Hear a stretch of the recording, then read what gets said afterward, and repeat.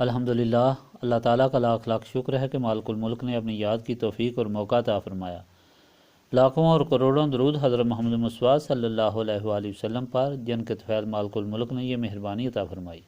سامعین کرام، اللہ تعالیٰ نے قرآن پاک میں ارشاد فرمایا، اعوذ باللہ من الشیطان الرجیم، بسم اللہ الرحمن الرحیم۔ اللہ تعالیٰ جانوں کو قبض کرتا ہے موت کے وقت، اور جس کی موت کا وقت ابھی نہیں آیا حالت نیند میں، پھر روک لیتا ہے ایسی روحوں کو جن کی موت کا فیصلہ کرتا ہے، اور واپس بھیج دیتا ہے دوسری روحوں کو ایک مقررہ میعاد تک۔ بے شک اس میں نشانیاں ہیں ان لوگوں کے لیے جو غور اور فکر کرتے ہیں، کیا انہوں نے بنا لیے ہیں اللہ تعالیٰ کے سوا اور سفارشی؟ پوچھئے ان سے، اگرچہ وہ کسی چیز کے مالک نہ ہوں اور نہ عقل شعور رکھتے ہوں۔ آپ صلی اللہ علیہ وآلہ وسلم فرما دیں، سب شفاعت اللہ کے اختیار میں ہے، اسی کے لیے ہے بادشاہی آسمانوں اور زمین کی، پھر اسی کی طرف تم لوٹ جاؤ گے۔ اور جب ذکر کیا جاتا ہے اکیلے اللہ کا تو کڑنے لگتے ہیں ان لوگوں کے دل جو آخرت پر ایمان نہیں رکھتے، اور جب ذکر کیا جاتا ہے اس کے سوا دوسروں کا تو خوشیاں منانے لگتے ہیں۔ آپ صلی اللہ علیہ وآلہ وسلم عرض کریں، اے اللہ تعالیٰ، اے پیدا کرنے والے آسمانوں اور زمین کے، اے جاننے والے غیب اور ظاہر کے، تو ہی فیصلہ فرمائے گا اپنے بندوں کے درمیان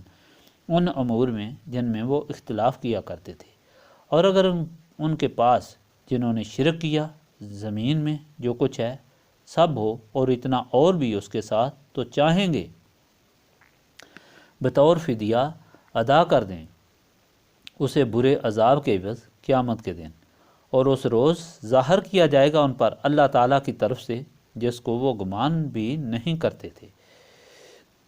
اور ظاہر ہو جائیں گے وہ برے اعمال جو انہوں نے کیے تھے، اور گھیر لے گا انہیں وہ جس کا وہ مذاق اڑایا کرتے تھے۔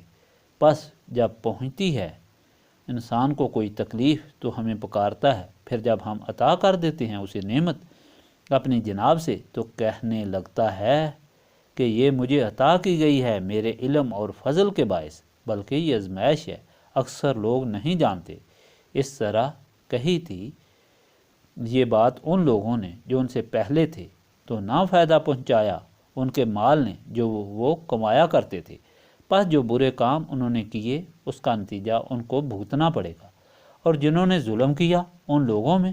سے، انہیں بھی عنقریب اپنی بدعمالیوں کی سزا بھگتنی ہوگی، اور یہ عاجز نہیں کر سکتے۔ کیا وہ جانتے نہیں کہ بے شک اللہ تعالیٰ کشادہ عطا فرماتا ہے رزق جس کو چاہتا ہے اور تنگ کر دیتا ہے؟ یقیناً اس میں نشانیاں ہیں اہل ایمان کے لیے۔ گزشتہ فرمان میں اللہ تعالیٰ نے واضح ہدایت فرمائی کہ جس نے اللہ تعالیٰ کے رسول پاک صلی اللہ علیہ وآلہ وسلم کو جھٹلایا اور اللہ تعالیٰ کی توحید کو جھٹلایا، انہوں نے اپنے آپ پر ظلم کیا اور اپنے متعلقین پر بھی ظلم کیا۔ ایسے لوگوں کے لیے دونوں جہانوں میں رسوائی ہے، دنیا میں بھی ان کا انجام خراب ہوگا اور آخرت میں جہنم ان کا انتظار کر رہی ہے۔ لیکن جن خوش نصیبوں نے اللہ تعالیٰ کے فرمان کے سامنے سر جھکا لیا، ایمان لائے، اللہ تعالیٰ کے رسول پاک صلی اللہ علیہ وآلہ وسلم کی اطاعت اختیار کی، ان کے لیے دونوں جہانوں میں سرخروئی اور سرفرازی ہے۔ اللہ تعالیٰ کا ان سے وعدہ ہے کہ وہ جو چاہیں گے اللہ تعالیٰ ان کو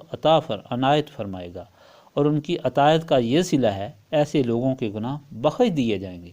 اور ان کے نیک اعمال کا بدلہ دیا جائے گا۔ منکرین بے شک مخالفت کریں، اللہ تعالیٰ اپنے بندوں کے لیے کافی ہے، اور جو باطل معبودوں کو مانتے اور ان سے ڈرتے ہیں ان کے دل و دماغ ظلمت میں ڈوبے ہوتے ہیں، اور وہ یہ جانتے ہوئے بھی کہ زمین و آسمان کا خالق اللہ تعالیٰ ہے، ان بتوں کو پھر شریک بناتے ہیں جن کا نہ تخلیق میں کوئی حصہ ہے نہ ان کی کوئی حیثیت ہے۔ اگر اللہ تعالیٰ تکلیف دے وہ روک نہیں سکتے، اگر اللہ تعالیٰ رحم کرے وہ روک نہیں سکتے، ان کی کوئی حقیقت نہیں۔ اس لیے حضور اکرم صلی اللہ علیہ وآلہ وسلم کو حکم ہوا کہ آپ اللہ تعالیٰ پر توکل کر کے اپنا کام جاری رکھیں۔ ان کو معلوم ہو جائے گا جب ان کو رسوا کرنے والا عذاب گھیرے گا اور اس میں ہمیشہ رہیں گے۔ آپ صلی اللہ علیہ وآلہ وسلم نے اپنا تبلیغ کا حق ادا کر دیا۔ اس کے ساتھ ہی نبی پاک صلی اللہ علیہ وآلہ وسلم کا فرمان بھی آپ کو سنایا تھا کہ جو توبہ کرتا ہے سچے دل سے تو اللہ تعالیٰ اس کے گناہ معاف فرما دیتا ہے، اور اگر وہ توبہ پر قائم رہے تو اس کے گناہ اس کے نامہ اعمال سے مٹا دیتا ہے، اور اگر پھر بھی توبہ پر وہ قائم رہے تو اس کے گناہوں کو نیکیوں میں بدل دیتا ہے۔ نبی پاک صلی اللہ علیہ وآلہ وسلم نے فرمایا، اگر سب سے زیادہ طاقتور بننا چاہتے ہو تو اللہ تعالیٰ پر توکل کرو، اگر سب سے زیادہ عزت حاصل کرنا چاہتے ہو تو ہر وقت اس کے خوف اور محبت میں رہو، اگر سب سے زیادہ غنی ہونا چاہتے ہو تو اپنے مال سے زیادہ اللہ تعالیٰ کے پاس جو ہے اس پر بھروسہ کرو۔ لیکن سمجھنے والی بات یہ ہے کہ یہ ساری خوبیاں اور انعامات صرف نسبت رسولی صلی اللہ علیہ وآلہ وسلم سے حاصل ہو سکتی ہیں۔ آج کے فرمان میں بھی بہت بڑی ہدایت ہے کہ دیکھو، انسان جب سوتا ہے تو یہ اللہ تعالیٰ کی طرف سے اسے آرام دیا جاتا ہے، سارے غم اور فکر سے آزاد دنیا سے بے خبر ہوتا ہے، لیکن موت بھی اسی طرح آتی ہے۔ فرق صرف اتنا ہے، جن کی موت کا وقت ابھی نہیں ہوتا ان کو جگا دیتا ہے اور وقت دیتا ہے موت تک، تاکہ وہ اپنے اعمال کو درست کر لیں۔ عقل مند تو اللہ تعالیٰ کے ان انعامات پر غور کرتے ہیں، مگر بے عقل اس طرف نہیں دیکھتے، اور اللہ تعالیٰ کے ساتھ بے جان بتوں کو شریک کرتے ہیں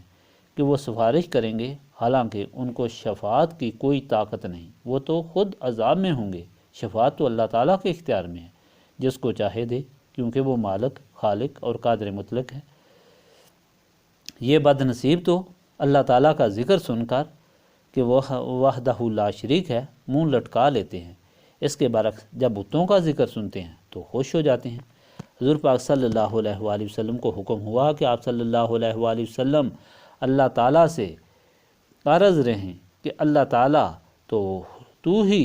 وقت آنے پر فیصلہ فرمائے گا ہمارے درمیان اور ان کے درمیان۔ یہ تو جب عذاب آخرت دیکھیں گے ان کو پتہ چلے گا، اس وقت جو کوئی زمین میں ہے اگر یہ سب ان کا ہو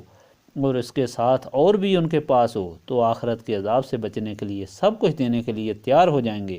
اس وقت اللہ تعالیٰ ان کے سارے اعمال دکھائے گا جن کا یہ خیال بھی نہیں کر سکتے، ان کے گناہ سب آشکار ہو جائیں گے۔ یہ اتنے کمزور عقیدہ ہیں کہ ان کو اگر تکلیف پہنچے تو پھر ان کو اللہ تعالیٰ یاد آ جاتا ہے، اور اگر اللہ تعالیٰ مہربانی فرما دے تو یہ اس کو اپنی لیاقت سمجھتے ہیں، لیکن جب ان کے اعمال کا بدلہ ان کو عذاب کی صورت میں ملے گا اس وقت ان کو پتہ چلے گا، اور یہ اپنے آپ کو بچانے کے لیے کچھ نہیں کر سکیں گے۔ دنیا اور آخرت میں سب کا مالک اللہ تعالیٰ ہے، وہ رزق کشادہ کرتا ہے اور تنگ کرتا ہے جس کے لیے چاہتا ہے، لیکن اس حقیقت کو صرف وہ لوگ سمجھ سکتے ہیں جو ایمان والے ہیں۔ اور ایمان والے کون ہیں؟ جو اللہ تعالیٰ کے رسول پاک صلی اللہ علیہ وآلہ وسلم کی غلامی اختیار کر کے نسبت رسولی صلی اللہ علیہ وآلہ وسلم سے دل و دماغ منور کر لیتے ہیں۔ گویا نسبت رسولی صلی اللہ علیہ وآلہ وسلم کے بغیر انسان حیوان سے بھی بدتر ہے، اچھائی اور برائی میں تمیز سے عاجز اور محروم ہے۔ اسی نسبت رسولی صلی اللہ علیہ وآلہ وسلم کو حاصل کرنے کے لیے ہم یہاں یاد الہی سے سینے صاف کر کے اس کو حاصل کرنے کے قابل بنانے کی کوشش کرتے ہیں۔ استغفر اللہ العظیم الذی لا الہ الا هو الحی القیوم واتوب الیہ۔ استغفر اللہ العظیم الذی لا الہ الا هو الحی القیوم واتوب الیہ۔ استغفر اللہ العظیم الذی لا الہ الا هو الحی القیوم واتوب الیہ۔